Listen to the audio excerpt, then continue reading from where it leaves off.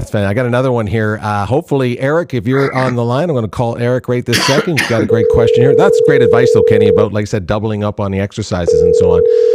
Really, really cool advice there. See if Eric answers here. Eric is pretty good little question here, I think. I see someone says, how's your hearing? Hello. Hi, is this Eric? Yeah, this is Eric. Hey, Eric, you're live with Kenny Aronoff right now. Say hello, and how about throwing out your question for him? Hey, how are you doing? How are you doing, Kenny? Oh, good, Eric. Where are you calling from? I'm calling from South Carolina. Awesome. Well, what city? Because I've been all over South Carolina. In Irma, South Carolina, Columbia, South Carolina. I wrote you an email the other day about making a book talk for some of my students here in Columbia, South Carolina.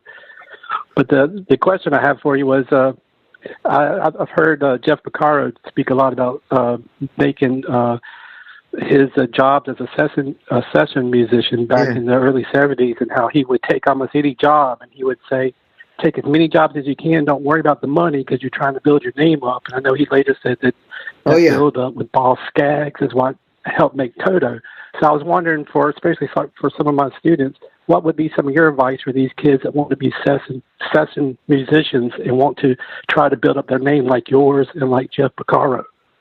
Well, the thing is that the world has changed. There aren't sessions anymore like that. It used to be that guys like us would be in the big rooms, the big studios, 7 days a week. I mean, I had 2 drum sets in Nashville, 2 in New York, 2 in L.A., 1 in Japan, 1 in Germany, Frankfurt, and many, many in Indiana. And people would fly me all over the world to make records. The reason why is because people bought CDs. I'm on 3 CDs that sold 40 million copies. Now, the record label makes 82 cents on every copy. So 82 cents times 40 million is a lot of money. With that money, they can invest in new bands, and then they can afford to market the music. They can afford to put them on the road. They can afford to do all the things that take the expense to make the record. All that money is almost completely gone. Nobody buys CDs anymore. Very rarely. So the problem is the budgets have gone. So the session situation has diminished huge. So last year, instead of being in the studio, 7 days a week for months and months and months and months, I was in the big rooms only 7 times. So that's why I have my own studio, because I had to adapt and adjust. I have my own studio, so people send files to me. And so my advice is, I wanted to be honest and let you know that if you're trying to be a Kenny Aronoff and Jeff Beccaro from the business model of the 70s, 80s, and 90s, that's not there anymore. That's gone.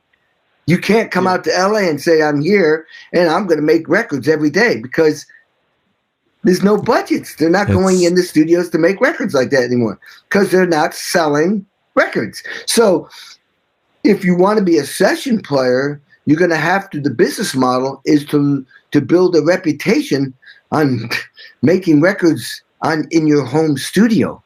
There you go. And that's great advice, Kenny, because you're really pushing toward entrepreneurship. I mean, we're going into this whole concept of a person that really has to look at this as a business. It's a great hobby. Exactly. Once your hobby and your passion turns into a business, to your point, you have to look where the revenue streams are, or you don't have a business. And so I'm just curious with Eric. Eric, you said my students. Are you a teacher of some sort, and people are coming to you and you're giving training, and then these young people want to go out then and be basically the Kenny Aronoffs of the industry? Is that generally what we're hearing here? Well, I'm not a drum teacher. I wish I was. I'm a drummer. I've been a drummer for many years, but I'm an English teacher. I teach students English in high school, and so I have a lot of students who are drummers. And when I saw that he was having this interview, I said I wouldn't mind speaking up for them, because they look up to Kenny and they look up to Neil and Jeff and these great drummers, and they want to see what it was, that spark that they had that made them in the business. And I appreciate Kenny being honest about that, because it has changed. It's not the same as it was, where you had all these special Southern California kids who would get together, like Steve and Jeff and exactly. David. Yeah, I mean, I was talking to Steve Lukather yesterday, and we were talking about exactly what you were saying, what it was like back then, and it's just changed. But that's the nature of any business, especially now in the world we live in. There are major adjustments being made, and it's up to us to adapt to stay relevant.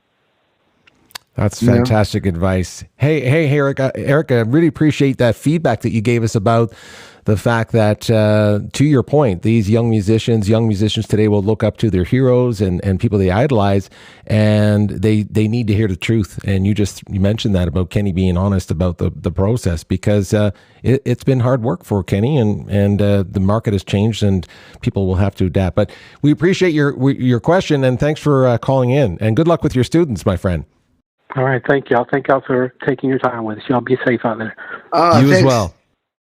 Fantastic. That's great advice, Kenny. I mean, like I said, and it's really unfair when you think about it to compare, what you've done in the 80s, what you did in the 90s and the 2000s. I mean, because it's just a different time. It's a different time of the world. It is what it is. I'm not going to sugarcoat it. I mean, that's just what it is, Right. I mean, look where we are today. I mean, today is actually that exact situation where the world has changed completely, and now we have to all adapt to it.